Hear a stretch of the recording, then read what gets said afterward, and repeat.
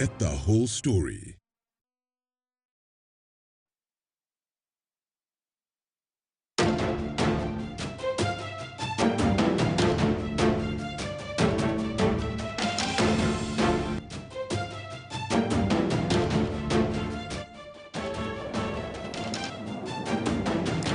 Barabara kabisa mtazamaji, popote ulipo, uko katika News Hub, makao makuu ya Standard Group hapa jijini Nairobi, sehemu ambayo bila shaka huwa tunakuandalia taarifa kabla ya kuzihakiki na kukuletea popote pale ulipo kupitia platform zetu hapa KTN News na vile vile kupitia gazeti la The Standard, na vile vile tuko katika ule mtandao wa leo, yani wa kidijitali. Karibu kwenye taarifa za leo kwenye Kivumbi 2022 mtazamaji, ambapo leo tutakuwa na mada moja nzuri sana kuhusiana na kile kinachoendelea hasa kwenye ile kamati maalum ambayo ilikuwa ilibuniwa ili kuangazia masuala ya uchaguzi yanafanyika kwa njia iliyo shwari kabisa, lakini ikakumbwa na changamoto za hapa na pale. Hapa studioni bila shaka nina wenzangu ambao tunafanikisha kipindi hiki, nikianza na mwenzangu Zubeda. Naam, shukran sana Alimanzu. Ni siku 246 kabla ya Kenya kuelekea kwenye uchaguzi mkuu. Uchaguzi mkuu huwa ni tukio muhimu kabisa kwenye historia ya taifa, na hivyo unahitaji matayarisho kabambe kufanikisha shughuli hiyo. Maandalizi haya huwa ya maana ikizingatiwa kuwa historia ya uchaguzi nchini Kenya imebaini kuwepo mzozo na utata unaozingira mchakato mzima wa uchaguzi. Ili kudhihirisha namna joto la uchaguzi mkuu limepanda, kamati jumuishi ya maandalizi ya uchaguzi iliyobuniwa majuzi tayari imezingirwa na utata hata kabla ianze kutekeleza majukumu yake. Suluhu itapatikana vipi? Bila shaka ni swala zito hili, kwani tayari tume ya IEBC ambayo ilikuwa kiungo muhimu kwenye kamati hiyo ilijiondoa. Aidha, maswala pia yamekuwa yakiibuka kuhusu uwepo wa jaji mkuu Martha Koome kwenye kamati hiyo, ikizingatiwa kuwa yeye ndiye rais wa idara ya mahakama ambayo mwishowe ndio itakayotegemewa kwa utatuzi wa kesi zinazohusiana na uchaguzi.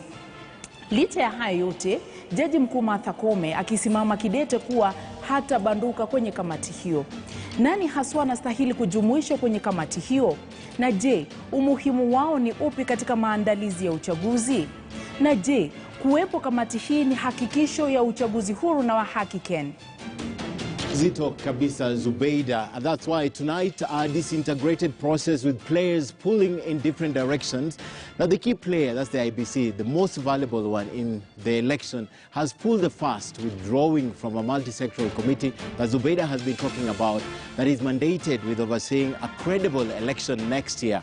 So many reasons have been given, and notwithstanding, the Independent Electoral and Boundaries Commission has no doubt cast bad light on that committee. While the intention remains noble, some raise many questions, and the questions that abound. This committee is chaired by the Chief Justice Martha Koome, who says she's not leaving. Other members include the Inspector General of Police and 2 cabinet members. Well, here is where the problem lies. Now, the feeling that neutrality will not be observed is palpable among many, especially the politicians. So, is this composition by default or by design? And does the IEBC have a point? What of the political players, UDA, ODM, and all the others? Now, tonight we delve into the terms of reference of this committee and why all parties must and should be heard.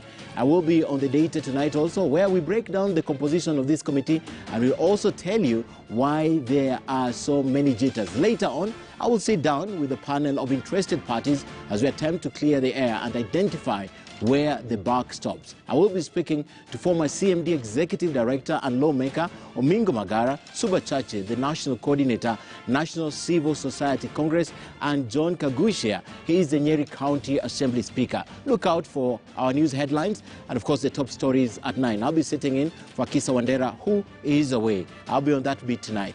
But first, Eric. Yes, I'm Eric Latif.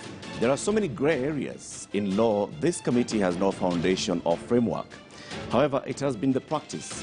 Chief Justice Martha Koome will not be the first to chair it, neither will the judiciary among the stakeholders. This multi-sectoral group needs no introduction. Players are well aware of its mandates. However, this being the transition election, the stakes are high, and no one is about to leave anything to chance. The price of democracy. a price that now seems costly in the process of preparing for elections. It's a delicate act of balancing interests, and that's why tonight I'll be putting into context the mandate of this multi-sector committee.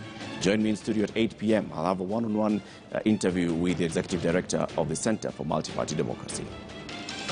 Asante sana Eric Lat. Bila shaka mwendo wa saa 2 utakuwa nao wenzetu kwa lugha ya Kiingereza, lakini tunaanza sasa hii mkumbo wa Kiswahili ambapo pia na mwanahabari mwenzangu Ahmed Bahaj ambaye amerejea ulingoni hii leo, na bila shaka yuko katika mtaa mmoja kaunti ya Machakos pale. Bahaj, nadhani unanipata vema.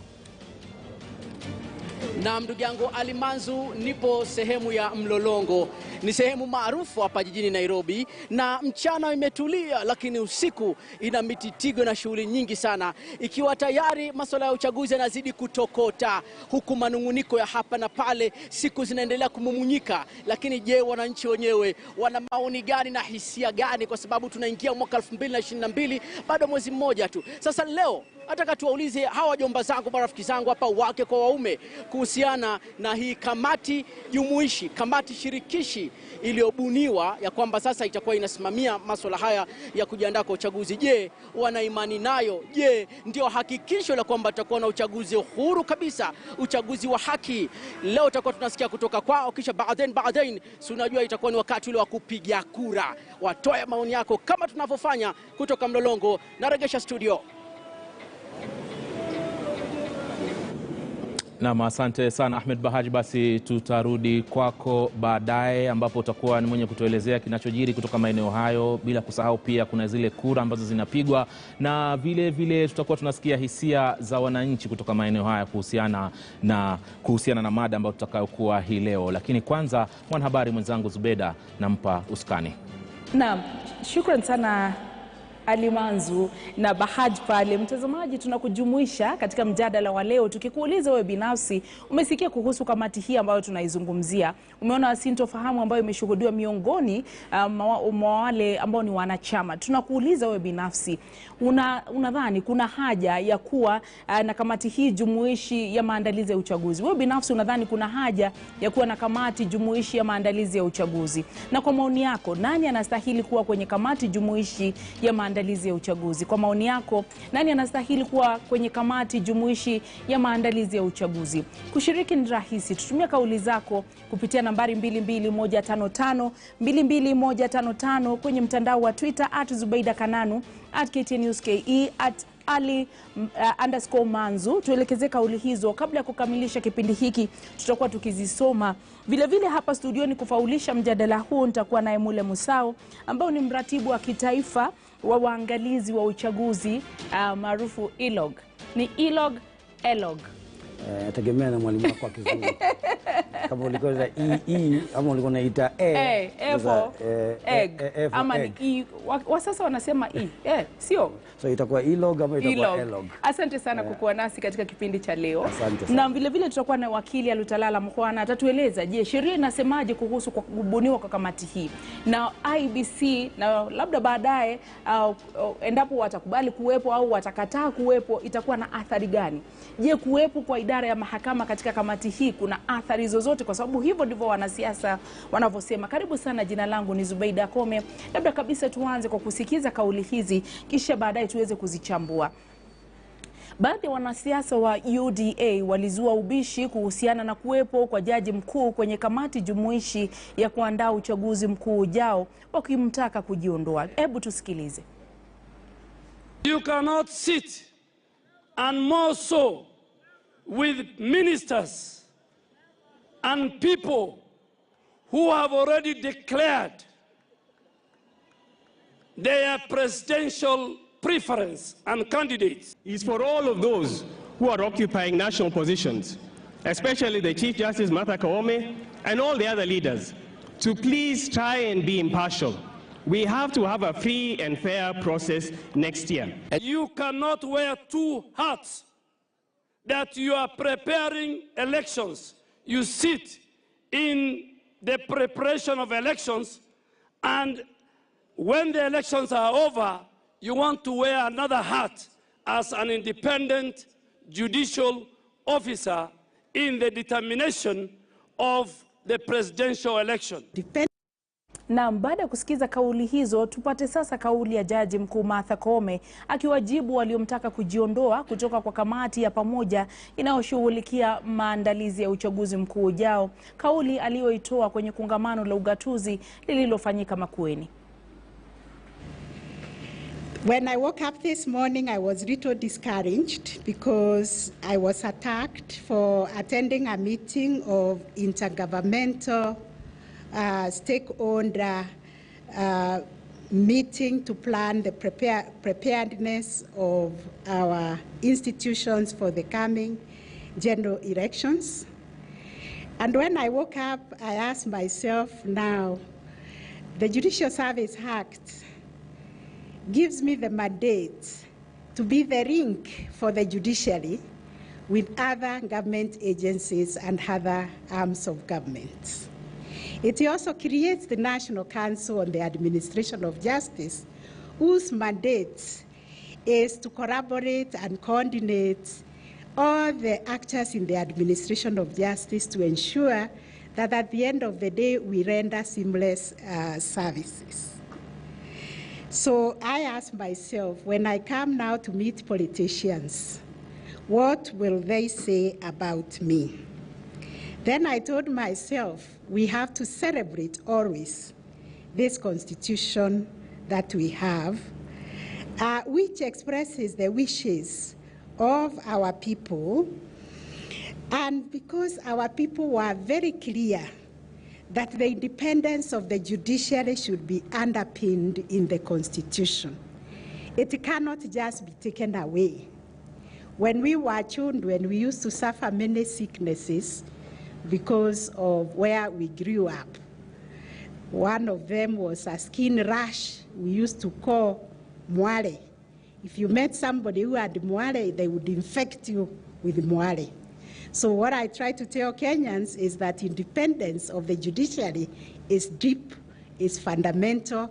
It cannot be taken away simply because I have sat with other agencies of government, with the politicians. We are required by our Constitution to collaborate and coordinate our affairs. No one can act in a silo and be able to deliver for the people. Na mtazamaji, ndio kauli ambazo zinatupambia mjadala wa leo. Wewe binafsi hisia zako ni zipi kuhusiana na vuta nikuvute hii ambayo inashuhudiwa? Wewe binafsi unadhani nani anastahili kuketi kwenye jopo hilo au kamati hiyo ya maandalizi ya uchaguzi? Ni siku 246 kabla ya uchaguzi mkuu. Wewe binafsi kama mmoja wa waangalizi wa uchaguzi, kwanza kabisa labda tuanze kwa kufafanua waangalizi wa uchaguzi ni kina nani ambao wako chini ya mwavuli wa ILOG? Waangalizi wa uchaguzi ama observers kwa kimombo ni wale ambao kazi yao ni kwenda kuangazia vile uchaguzi unaendeshwa kwenye zile process zote za uchaguzi, na process sio ile siku ya uchaguzi peke yake. Tunajua kwamba uchaguzi, na nimesikia ukizungumzia mambo ya matayarisho, utayarishwa kwa miaka 5 kabla hujafanya uchaguzi. Kuna mambo ya usajili wa kura, kuna mambo ya kwenda kuverify zile kura zenyewe, kuna mambo ya voter education ambayo wananchi wanafaa kufanyishwa, wakahamasishwa kuhusu uchaguzi mwenyewe. So kazi ya waangalizi ni kuhakikisha kwamba uchaguzi ama zile processes zote za uchaguzi ambazo zinatekelezwa either na IEBC ama na washikadau wengine ambao wanahusiana na uchaguzi zimetendeka kwa haki, kwa njia ya haki, kwa njia ya kufuata sheria ambazo tuko nazo kwenye nchi yetu, na kwa njia ambayo itafaa mwananchi wa Kenya. Hiyo ndio kazi. Katika ILOG sisi kama ILOG tunajitukuza kama waangalizi wa jamii, kama citizen observers. Citizen observers ni kumaanisha kwamba mimi nitaenda kwenye ile village yenu, ndachukua walimu ambao wako pale, ndachukua wanafunzi ambao wako pale, ndawatrain jinsi ya kukagua ama kuangazia masuala ya uchaguzi, ambazo wakifanya hivyo na nikiwapatia kazi, kama kutakuwa na uchaguzi ambao unaendelea eneo lile, kazi yao sasa ni kuturejeshea ripoti ambazo baada ya kuzi-analyze, baada ya kuzikagua, tunaweza kupatiana ripoti ya kuonyeshana kwamba hivi ndivyo waangalizi wetu kulingana na zile tools ambazo tumepatia, hivi ndio uchaguzi ulitendeka, na kwa kulingana maoni yetu ni uchaguzi ambao ulitendeka kwa njia ya haki na njia ya usawa. Na kama kanisa kwa pamoja, mashirika ya kijamii ambao wanakuja pamoja.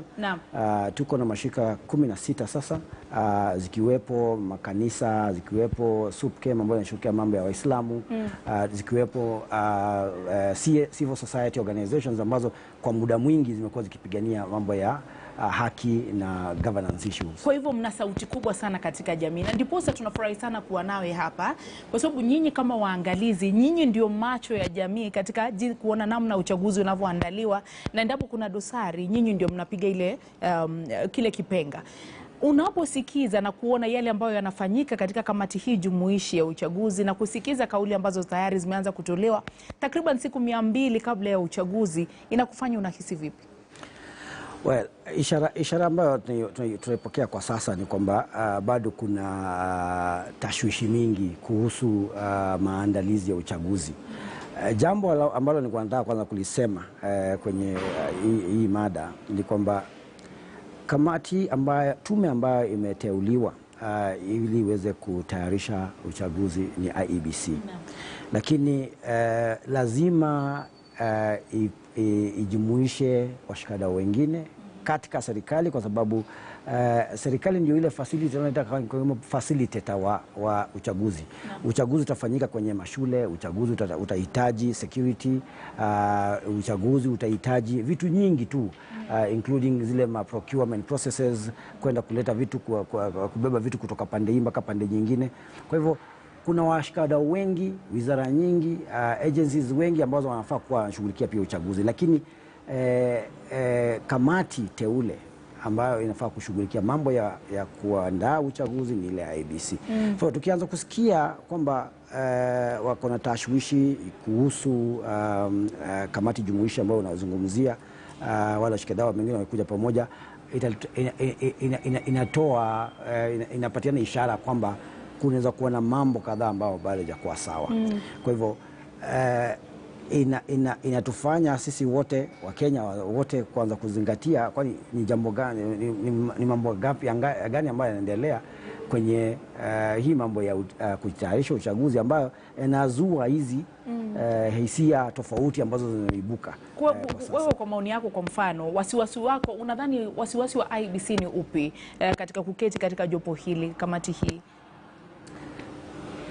Wacha nirudi nyuma kidogo, tunizungumzie mambo ya nimezungumzia kwamba kamati ambayo inatakana ama tume ambayo imechaguliwa ni IEBC. Hiyo hii sio mara ya kwanza kuwa na kamati jumuishi ambayo inawashikadau kadhaa. Tulipokuwa tukiandaa mwaka ama uchaguzi wa 2017, tulikuwa na kamati kama ile kamati ambayo ilikuwa imeongozwa na IEBC wenyewe. Chairman wa ile kamati alikuwa ni Chebukati. Lakini tulikuwa wakati huu tumeona kwamba kuna wizara ambazo zimejumuishwa kwenye ile kamati. Sijaona shida yoyote na kuwa na Chief Justice pale kwenye ile kamati, kwa sababu kumbuka kwamba judiciary inashughulikia mambo ya uchaguzi kwa eneo fulani ya kuhusu mashtaka, mambo ya ubishi ambao unaweza tokea kwa uchaguzi. Lakini judiciary wenyewe walikuwa wameanzisha kamati ambayo inaitwa Judicial Committee on Elections, ambayo ilikuwa kazi yake pia ni kujiandaa kwa uchaguzi. Kwa hivyo hawajafanya makosa yote, lakini natumai makosa ambayo labda IEBC wanaiangalia pale ndani ni swala ambalo ni kubwa zaidi hapa nchini, ambayo ni ile trust ambayo watu wako nayo kwenye uchaguzi.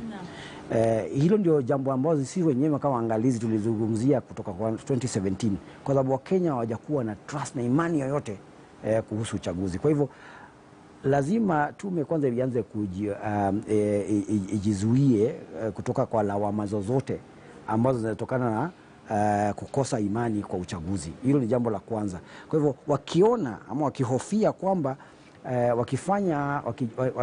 participate kwenye ile kamati itaibua swala la wanaegemea upande wowote, wanashirikiana na wizara fulani, na zile TORs ama vile kamati yenyewe imeandaliwa zile sheria zake, wakiangalia waone kwamba zinaweza ibua hisia kama hizo, basi lazima waogope wenyewe kuingia. Kwa hivyo kwangu naona IEBC wanachukua tu hatua za mwanzo za kujaribu kwanza kupigania huo uhuru wao, kwa kusema sisi ndio tunafaa kuandaa uchaguzi, na pili kujizuia ile lawama ambayo inaweza tokea ikiwepo mambo ya masuala ya kuhusu imani ya uchaguzi yatapotokea. Tunajua kwamba serikali kwa kawaida the governing party inakuwa na interest kwa elections. Hivi sasa tunapozungumza, rais mwenyewe ambaye anaongoza serikali anaegemea upande fulani. Sasa wale cabinet ministers kuonekana pale na IEBC wakisema lazima wakae pale, na sio wenye kiti, sio wenyewe ambao wana direct ile kamati.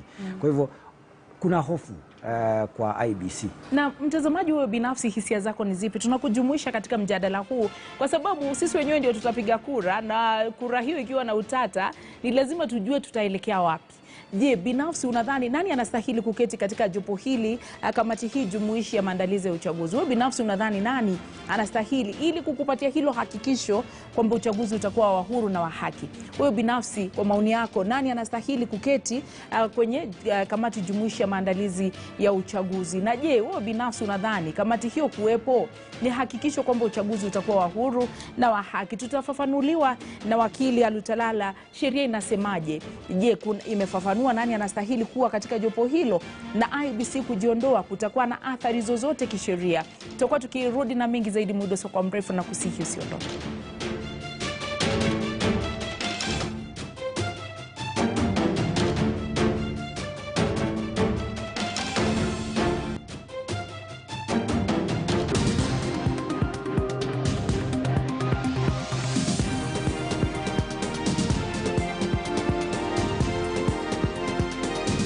KTN News. Get the whole